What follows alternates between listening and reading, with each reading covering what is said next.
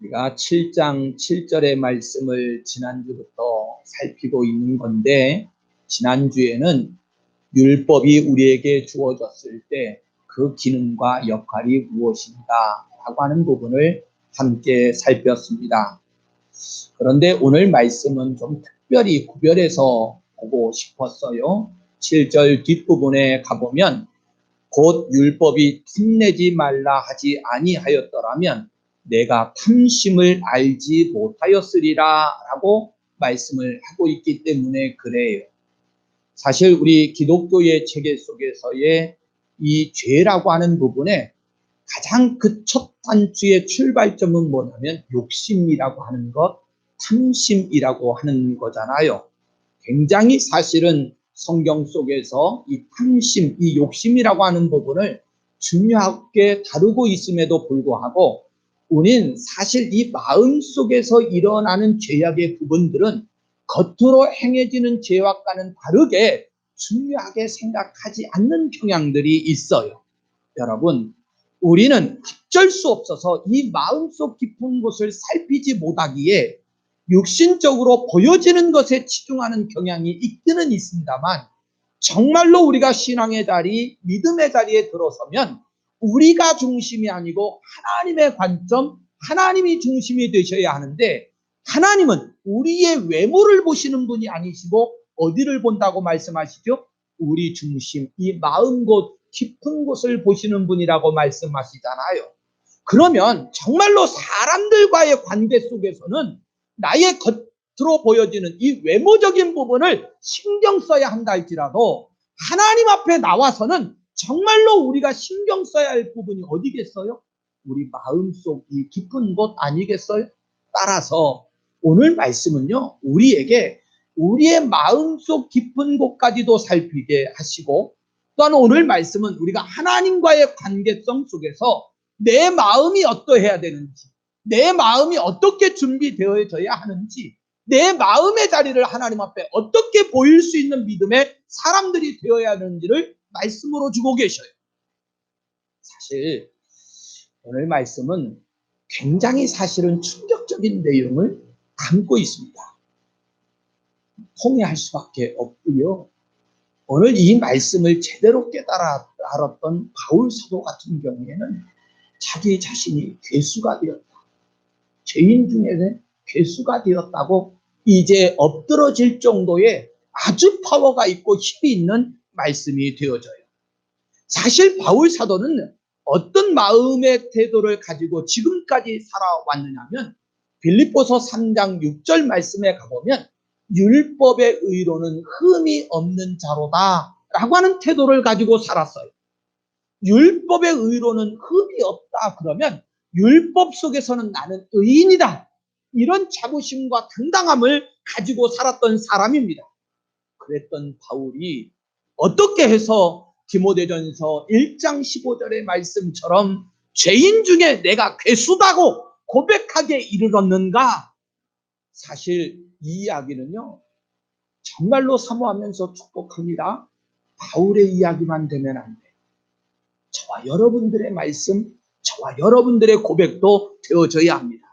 사실 모든 그리스도인들에게 있어 반드시 이 말씀은 적용되어져야 하고, 오늘 말씀을 받는 전하는 전하, 받는 여러분들도 반드시 이 말씀은 적용해서, 그래요, 오늘 우리 학생부 예배 시간에 세례라고 하는 것을 가지고 공부를 했는데, 진정으로 여러분들 세례 받은 자들로서 거듭나셔야 합니다.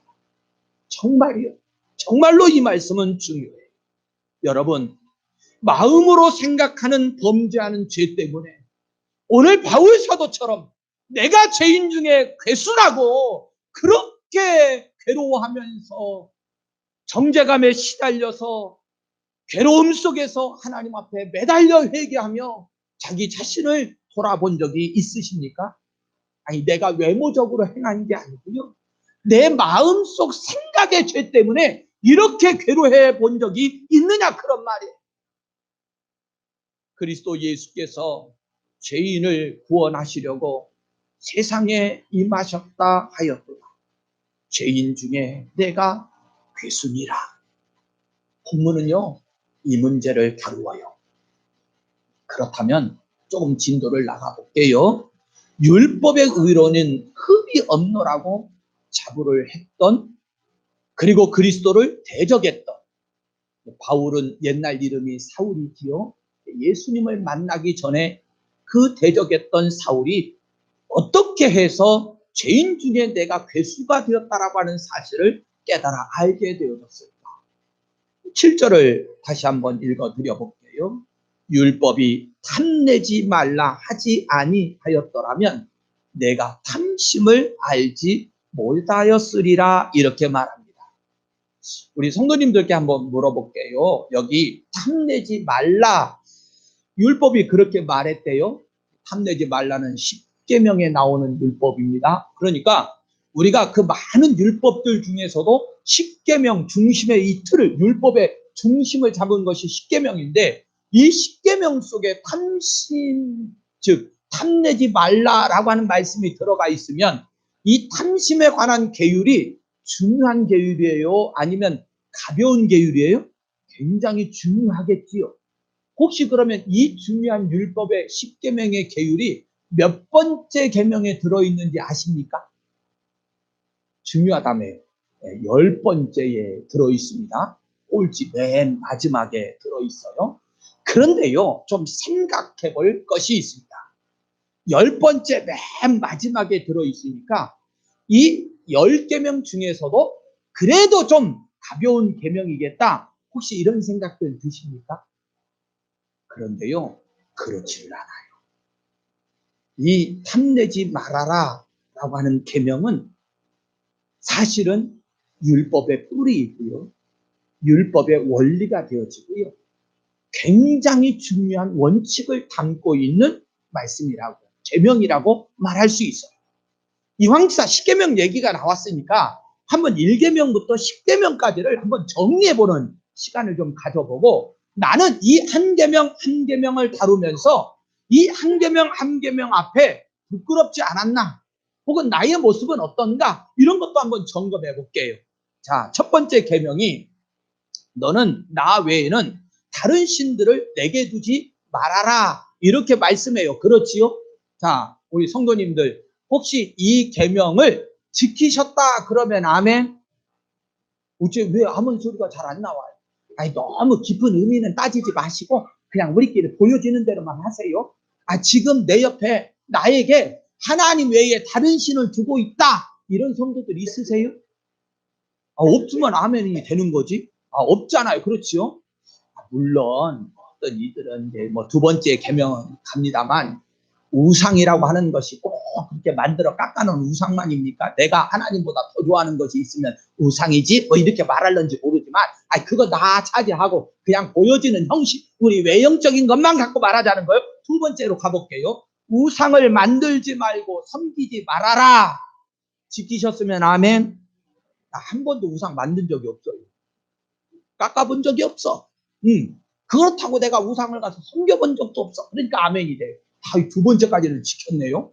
세 번째로 한번 가봐요. 세 번째, 너는 내 하나님 여호와의 이름을 망령되이 부르지 말아라 그랬어요. 이것도 지키셨으면 아멘. 혹시 하나님을 욕하신 분들 계셔요? 제가 아주 단순하게 말하는 거예요. 우리가 하나님의 이름을 나의 어떤 이익과 목적을 위해서 사용하면 그 망령되이 하는 건데, 그런 의미 말고 그냥 우리가 하나님을 욕했다, 이런 적은 없으시잖아. 그렇지? 아니, 옛날에는 혹시 몰라도 지금 안 하셨으면 아멘. 자, 네 번째로 한번 가보겠습니다. 안식일을 기억하여 거룩하게 지켜라, 지키시면 아멘. 이건 조금 흔들리는 분들이 계실 것 같은데, 우리가 일명 성수주의라는 거를 잘 못하고 있으면 흔들릴 수 있어요. 그래도 우리는 100점짜리는 안 돼도, 100점짜리는 안 돼도 그래도 주일 성수하고 안식일을 지키려고 노력들 하시잖아요. 그러니까 이것도 아멘이에요. 자, 여기까지는 하나님을 향한 계명이었는데, 사실은 우리가 믿음의 과정 속에서 하나님과 우리와의 관계를 규정짓고 지어주는 이 계명 굉장히 중요한데, 나름대로 점검을 해보니까 여러분들이 지키셨다는 쪽으로 나오는 게 훨씬 많네요. 그렇죠? 아멘이 많이들 되셨어요. 속 내용이랑 그만두고 일단 겉으로 보여지는 거. 이제부터는 사람과 사람과의 관계성인데 여기에서도 사실은 아멘이 많이 나오실 것 같아요. 자, 일단 내 부모를 공경하라 하셨으면 아멘. 어째 소리가 덜 나오네? 아니, 부모님을 공경 안 하는 분들도 있어요? 아니, 많은 것으로 효도는 못했어도 내가 나의 아버지의 이름을 부르고 나의 어머니를 인정하면 그거 공경하는 거예요. 아니, 진짜 불효막심한 놈들은요, 부모님을 부모님으로 여기지도 않아. 그런 이들에 비하면 우리는 부모님 공경했어요, 안 했어요? 나는 그래도 우리 어머니를 나의 어머니로 인정한다니까. 그러면 그거 아멘인 거예요. 아니, 효도를 더 잘했냐 못했냐는 우리끼리 좀 따져볼 일이지만 일단 부모님을 나의 부모님으로 인정하고 있다라고 하는 건 공경 맞아요. 그렇지요. 그럼 한번 이제 여섯 번째로 가보죠. 살인하지 말아라. 이것도 아멘 하실 분들이 많지요? 아니, 사람 죽이신 분 있어? 일부러? 내 욕심 채우려고? 아니, 종종 우리가 사실은 요즘은 사고들이 많이 나갔기 때문에 실수로 어떤 일이 벌어질 수는 있어도 일부러 사람을 죽이는 살인자가 되었다? 이렇지는 않잖아요. 나는 이것도 아멘이 돼. 나 사람 죽인 적이 없어요. 자, 그 다음에가 뭐예요? 간음하지 말아라. 이것 좀 어떠세요? 이건 좀 입다무시는 분들이 많은 것 같다, 이거. 그럼 그냥 넘어가. 이거 괜히 또 따졌다가 머리 아파. 그러면 도적질하지 말아라. 그러면 어때요? 이것도 조금 이제 뒤로 갈수록 흔들리시는 분들이 많아요. 네. 지금 도적질 안 하면 돼. 네. 이것도 그만 아멘이라고 쳐요. 아홉 번째, 내 이웃에 대하여 거짓 증거하지 말아라. 이건요, 조금 말씀을 좀 따져볼 말씀이긴 한데, 내가 거짓말했다는 거. 내 이웃에 대해서 자꾸 헐뜯고 비난하고 거짓말로 자꾸 이간질시키고 거짓 증거하고 뭐 이런 것을 중심으로 하고 있는 말씀이거든요. 근데 이것도 조금 우리 군복교회 성도들은 흔들리는 분들 계실 거예요. 이것도 앞으로 하지 마십시다. 네. 높여주기는 할지언정 절대로 깎아내리시면 안 돼요. 그런데요, 마지막 이제 10번째 왔어요. 10번째. 내 이웃의 집을 탐내지 말아라. 이게 이제 욕심에 관한 내용인데요. 지금까지 9번째까지 내려올 때는 그 중심이 전부 다 어디에 속해 있는 거냐면요. 행함에 있는 거예요. 뭔가 그렇게 행하지 않았으면 우리가 조금 자유로워져요. 아니, 살인하지 말아라, 도둑질하지 말아라, 뭐 등등등 해가지고 뭔가 내가 행하지 않았으면 내가 좀 자유로움을 가질 수 있어요. 그런데요, 탐내지 말아라라고 하는 것은 내 이웃의 것을 훔쳐왔다는 게 아니에요. 이미 내 마음 속에 있어진 걸 말해요. 이 생각 속에서 일어나는 범죄를 말한다.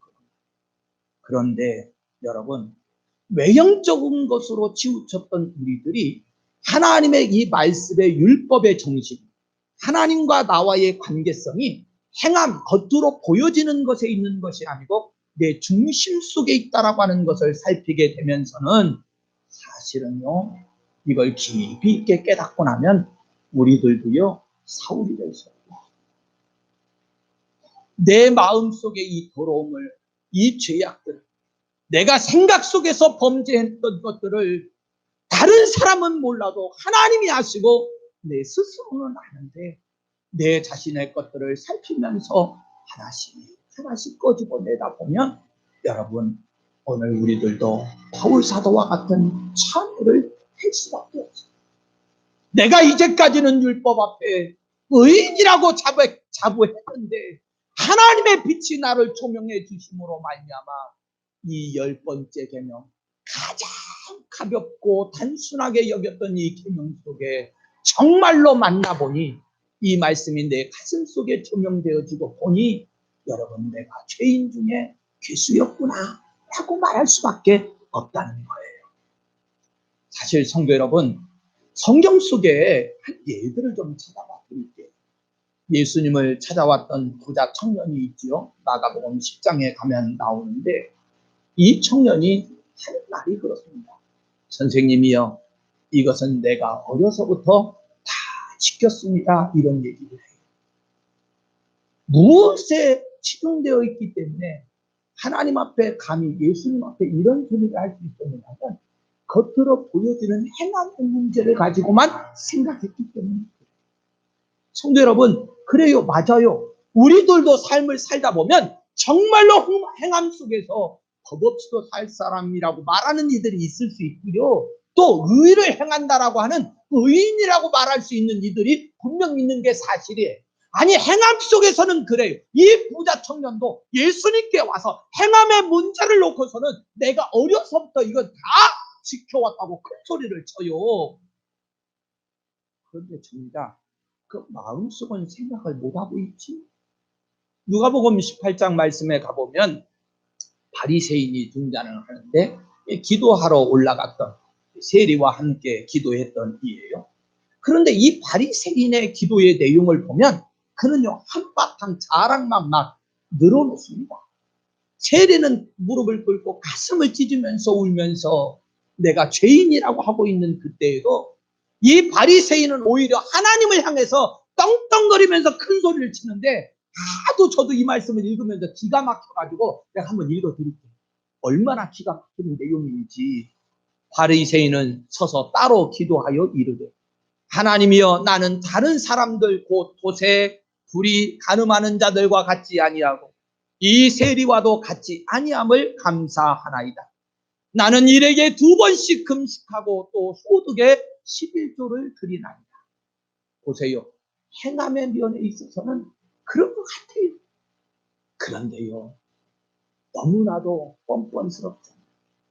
무엇을 보고 나니까 10번째 계명, 이 탐심의 부분, 이 마음속의 생각의 부분을 보고 나니까 그렇죠. 바울 자신도 그랬다니까요. 율법의 의로는 흠이 없는 자라고 자부했던 사람이에요. 그런데 바울 사도가 어떻게 해서 이렇게 충격적인 내가 죄인들 중에서도 괴수라고 말할 정도의 고백의 단계에 이르렀을 수 있을까? 이 부분은요, 말씀을 좀 묵상하면서 성경에 있는 내용은 아니지만 이렇게 빛을 받았다라고 하는, 그리고 바울 사도의 고백 속에 서신서를 훑어가 보면 이 사건이었구나 라고 하는 것을 우리가 짐작해 볼 수 있는 내용이 드러나지는데요.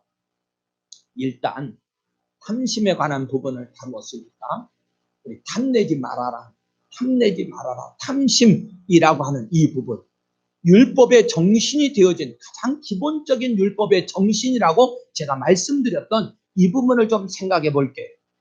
성도 여러분, 사실요, 바울 사도는 지금까지 나 자신에 대한 평가를 무엇으로만 내렸느냐면 계속 강조했듯이 외형적으로 보여지는, 내가 어떻게 행했느냐라고 하는 이 부분으로만 평가를 했었어요. 그런데요, 이 탐심이라고 하는 부분이 다메섹 도상에서 사실은 강한 빛을 받는 은혜를 받고 나니까 그 율법의 가장 기본적, 이제까지는 무시했던, 외형적으로 드러나지 않은 건 계명이니까 무시했던 이 10번째 계명이 그 마음속에 다시금 조명되어지고 비춰짐으로 말미암아서 자신을 생각해 보니까 완전히 달라졌어요. 이 10번째 마음속에 생각하는 이 범죄를요, 예수님의 말씀과 가르침을 따라서 한번 다 다른 계명들의 첫 번째부터 시작해가지고 다른 계명들에 적용해 볼 수 있는데, 우리가 너무 지나치게 치우쳐져 있는 윤리와 도덕적인 관점의 이 계명으로만 한번 생각해 볼게요. 여러분, 간음하지 말라라고 하는 이 말씀, 나는 간음하지 않았노라고 장담했는데 이 마음속에 지은 죄인 이 탐심이라고 하는 조명을 통해서 내 마음속에서는 어땠는가? 내가 행함 속에서는 간음하지 않았다 할지라도 이 마음속에서는 어땠는가를 생각해 보니까 내가 지금까지 이 간음의 문제에 있어서 너무나도 누추한 생각들을 많이 품었다, 그런 마음이죠. 살인하지 않았노라고 큰 소리를 쳤지만 이 마음속에 있는 이 빛을 받아서 살인에 관한 부분을 보니까 내가 얼마나 형제들을 향해서 많은 마음의 미움을 생각을 가지고 있었던가라고 하는 것이 조명이 되어졌지. 도적질하지 않았노라고 자부했지만 내가 얼마나 많은 탐심을 품었던가를 생각해 보니까 바울 사도는요, 맞아요. 나는 살인자요, 가늠자요, 도둑질하는 자요. 거기다가 겉으로는 거룩한 척했던 위선자요. 남을 판단했던 재판장 노릇을 하고 있었다고 생각하니 한마디로 아나무인격이었던 자기 자신을 발견하게 되었던 거예요. 땅바닥에 엎드러질 수밖에 없었지요. 사랑하는 성도 여러분, 저나 여러분들도요, 이제는 하나님과의 관계성을 생각하셔야 됩니다. 보여지는 것만을 따지는 세상의 논리도 아니고 모든 신앙 중심 속에 율법과 하나님과의 관계성 속에서의 죄를 생각할 때 나 중심이 되셔도 합니다. 우리 세상 말로 이런 말이 있잖아요. 남이 하면 뭐라 그래요? 남이 하면, 내가 하면, 그런 말들이 있잖아요. 모든 죄 문제에 대해 있어서 사람은 손이 안으로 붙게 돼 있어요. 그러나 이 시간 내 중심이 되지 말고 하나님 중심으로 한번 돌아가 보세요. 마음의 문제를 오늘 탐내지 말라고 하는 이 탐심의 문제로 다루었으니까 성경이 이 문제에 대해서 어떤 원리를 가지고 어떤 근거로 제시하고 있는가를 한 구절 읽어드리고, 야고보서 1장 15절, 우리가 너무나도 잘 알고 있는 구절이에요. 욕심이 잉태한즉 죄를 낳고 죄가 장성한즉 사망을 낳느니라. 그런데 바울 사도를 비껴서 생각해 보아도 그렇고 예수님 시대에 등장했던 제사장이나 서기관이나 바리새인들의 상태를 보면 전혀 이 계명의 진리를, 원리를 알지 못했다는 거예요. 저나 여러분들도 다르지는 않았습니다. 그래서 10장 3절에 가보면 하나님의 의를 모르고 자기 의를 세우려고 힘써 하나님의 의에 복종하지 아니하였느니라, 이렇게 말씀해요. 조금만 더 다루고 마칠게요. 예수님께서 이 부분에 대해서 마태복음 5장 27절과 28절에 하신 말씀이 있어요. 자, 예수님이 이제 이 율법의 정신을 가지고 가르치신 말씀이에요. 또 간음하지 말라 하였다는 것을 너희가 들었으나 나는 너희에게 이르노니 음욕을 품고 여자를 보는 자마다 나음에 이미 간음하였느니라. 예수님은 명확하게 벌써 하셨지요? 뭘 적용시킨 거예요? 이 10번째의 계명을 그대로 모든 제목들에 적용시켰던 거예요. 그리고 나서 바르게 해석해 주시면서 이어서 하시는 말씀이, 화 있을진저 외식하는 서기관들과 바리새인들이여, 배칠한 무덤 같으니 겉으로는 아름답게 보이나 그 안에는 죽은 사람의 뼈와 모든 더러운 것이 가득하도다. 이와 같이 너희도 겉으로는 사람에게 옳게 보이되 안으로는 외식과 불법이 가득하도다. 그러면서 아주 통렬하게 책망하셨던 것을 살펴볼 수 있습니다. 성도 여러분, 혹시 저와 여러분들의 이 예수님의 책망에서 자유로우신 분들이 있습니까? 솔직히 얘기할게요. 저도 자유롭지 않습니다. 저도 예배가 되죠. 그런데 우리가 어떻게 남을 판단하고 남을 비판할 수 있겠어요? 오히려 판단하고 비판해야 될 이유는 누구지요? 나입니다. 할 말이 없어. 바울 사도처럼 내가 죄인 중에 괴수인다, 괴수라고 하는 걸 깨달았는데 어떻게 다른 사람들을 판단하고 비판할 수 있겠어요? 사실 이 마음의 문제라고 하는 것은요, 대단한 노력이 끝까지 필요해. 끝까지요. 사실 마음과 우리 생각을 지배하려고 하는 이 옳지 못한 것들이 우리들 속에 둥지를 틀고요, 우리를 이랬다 저랬다 들었다 놨다 하는 경향들이 얼마나 많이 있는지 몰라요. 가장 여러분들 자괴감이 드는 것은 뭔 줄 아십니까? 내 마음의 생각이 이 악한 것들에게 지배당하고 있다는 거예요. 그럼에도 불구하고요, 우리는 방심해요. 전혀 경각심을 갖지 않아요. 여러분, 내 마음의 생각, 악한 것들이 주장하지 못하게 하려면 나의 마음의 생각을 어떻게 해야 되겠습니까? 이유는 단 하나예요.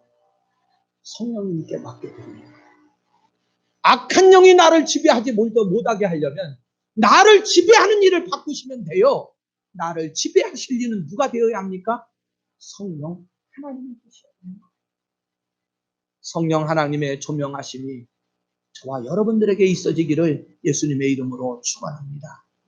그래서 이후의 삶 속에는 오늘 율법을 공부를 했는데 율법은 이렇게 철저하게 저와 여러분들을 굴복을 시킵니다. 그리고 누구 앞으로 인도해 가셔요? 예수님 앞으로 인도해 가셔요. 그리고 성령 하나님을 의지하게 만드십니다.